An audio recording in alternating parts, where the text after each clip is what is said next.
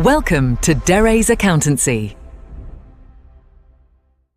Welcome two days accountancy. My name is Rohit और आज जो है हम लोग चैप्टर रेशो एनालिसिस का क्वेश्चन नंबर 29 करने जा रहे हैं। तो आइए स्टार्ट करते हैं इस क्वेश्चन को। सबसे पहले इस क्वेश्चन में हमसे पूछा गया है कि हमको लॉन्ग टर्म और short term financial position of the company को फाइंड आउट करना है, राइट। तो लॉन्ग टर्म फाइनेंशियल पोजीशन की अगर हम बात करें तो हमें क्या निकालना है, debt equity ratio, right student. अब डेट इक्विटी रेशो का फॉर्मूला क्या होता है, डेट अपॉन में इक्विटी, राइट। अब डेट का मतलब क्या होता है, long term debt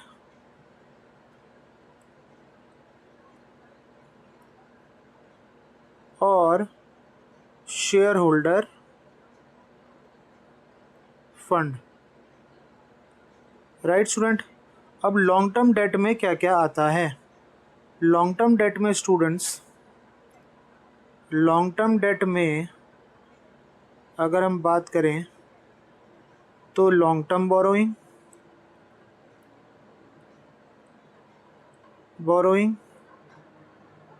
plus long term provision, right. तो लॉन्ग टर्म बोरोइंग के अंदर हमारा इसके बैलेंस शीट के अंदर अगर हम देखें तो बैलेंस शीट में लॉन्ग टर्म लोन दे रखा है हमको 40 लाख का, और जो पब्लिक डिपॉजिट दे रखा है वो हमारा है 10 लाख, राइट।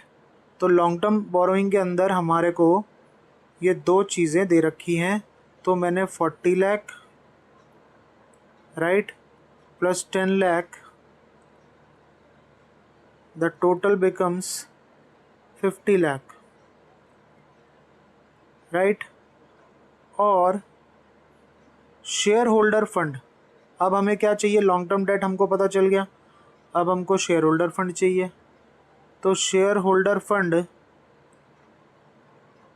में हम लोग शेयर कैपिटल और रिजर्व एंड सरप्लस लेते हैं, सरप्लस, राइट।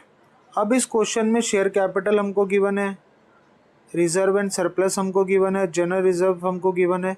तो जनरल रिजर्व को हमको नहीं लेना है क्योंकि रिजर्व एंड सरप्लस में वो जनरल रिजर्व ऑलरेडी इंक्लूड है, राइट स्टूडेंट। तो शेयर कैपिटल हमारा कितना हो गया है, 10 lakh, plus reserve and surplus हमारा कितना हो गया, 15 लाख।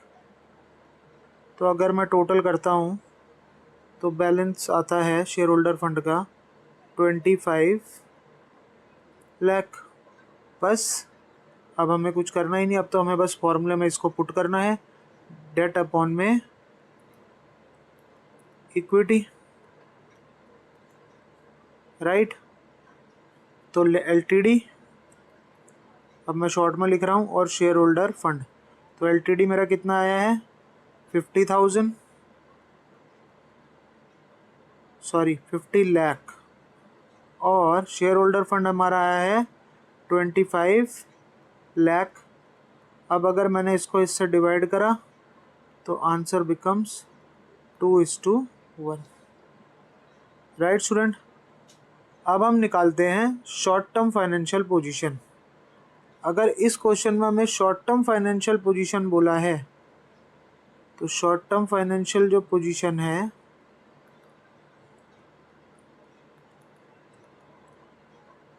वो हमारी है, तो हमें क्या फाइंड आउट करना है, करंट रेशो फाइंड आउट करना है, राइट।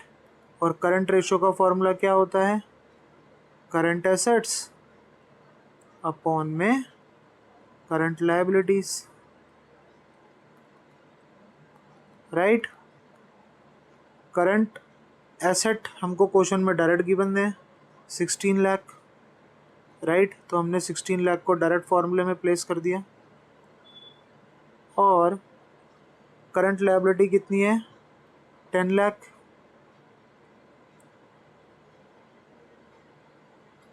10 लाख।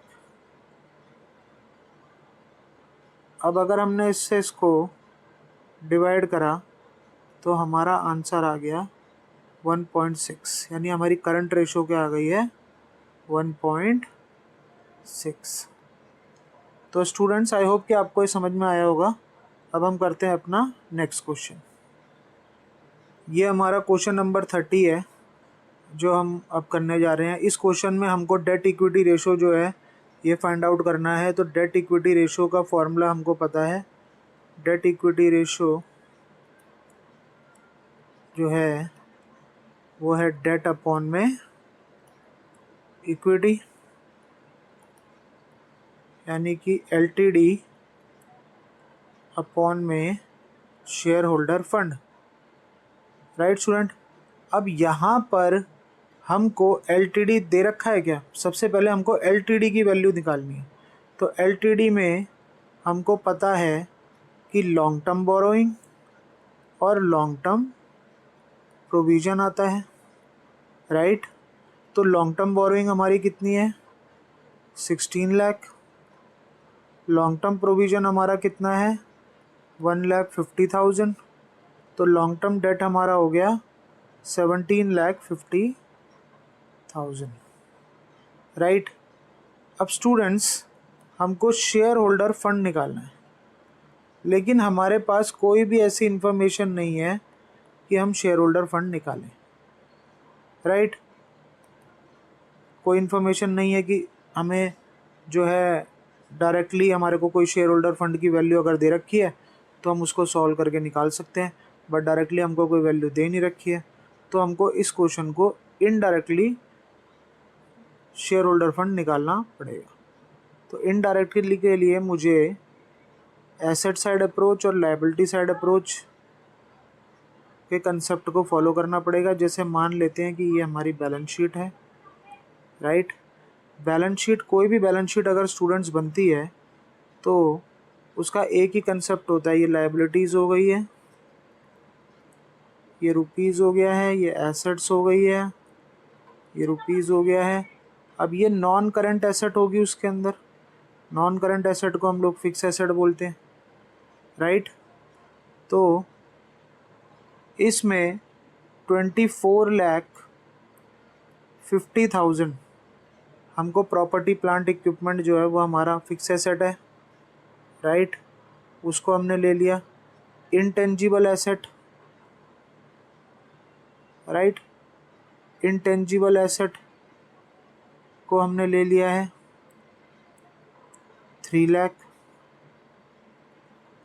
करंट एसेट हमको दे रखा है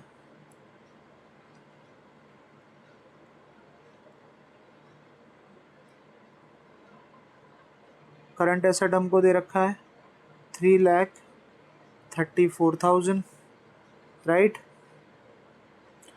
और कोई भी एसेट साइड अगर बनती है तो उसमें नॉन करंट इन्वेस्टमेंट भी ऐड होती है, लेकिन इसके रिगार्डिंग हमको कोई भी इंफॉर्मेशन नहीं दी गई है। राइट। तो मैंने इन सब का टोटल कर टोटल एसेट को फाइंड आउट करने की कोशिश करी। Right. Let me use the calculator first. सबसे पहले हमने 24,50,000 ली, उसमें 3 लाख की इनटेंजिबल एसेट हमने ऐड कर दी, प्लस 3,34,000 को हमने ऐड करा। तो हमारा जो टोटल आया, टोटल एसेट, वो आया 30,84,000। राइट। अब आते हैं हम लोग लायबिलिटी साइड पर। लायबिलिटी साइड जब भी बनेगी तो टोटल डेट होगा। टोटल डेट में दो डेट होते हैं, एक होता है LTD यानी लॉन्ग टर्म डेट, और एक होता है STD जिसको हम शॉर्ट टर्म डेट बोलते हैं, या फिर हम इसको करंट लायबिलिटी भी बोल सकते हैं। करंट लायबिलिटी हमको 84,000 दे रखी है। LTD की वैल्यू अभी हमने निकाली है कि 17,50,000 है। राइट। तो शेयर होल्डर फंड की वैल्यू कितनी होगी। तो बेसिकली हमें बैलेंसिंग फिगर ही निकालनी है, राइट। अगर टोटल एसेट की वैल्यू 30,80,000, क्योंकि हमको पता है जब भी कोई बैलेंस शीट मिलती है तो उसमें टोटल एसेट टोटल लायबिलिटी के बराबर होती है। तो अगर टोटल एसेट 30,84,000 है तो हमारी टोटल लायबिलिटी भी कितनी होगी, 30,84,000, राइट। अब 30,84,000 में से अगर मैं 30,84,000 में से अगर मैं 84,000 माइनस कर दूं और 17,50,000 अगर माइनस कर दूं तो मेरे शेयर होल्डर फंड की जो बैलेंसिंग फिगर है वो 12,50,000 आ जाएगी, राइट। बस अब हमें क्या करना है, अब हमें बस फॉर्मूले में इसको पुट करना है। एलटीडी की वैल्यू कितनी आई है हमारी, 17,50,000 और शेयर होल्डर फंड की वैल्यू कितनी आई है, 12 लाख। शेयर होल्डर फंड की वैल्यू आई है 12,50,000, राइट स्टूडेंट। बस अब हमें इसको डिवाइड कर देना है। Let me use the calculator again. 17,50,000 divided by 12,50,000, तो हमारा आंसर आ गया है 1.4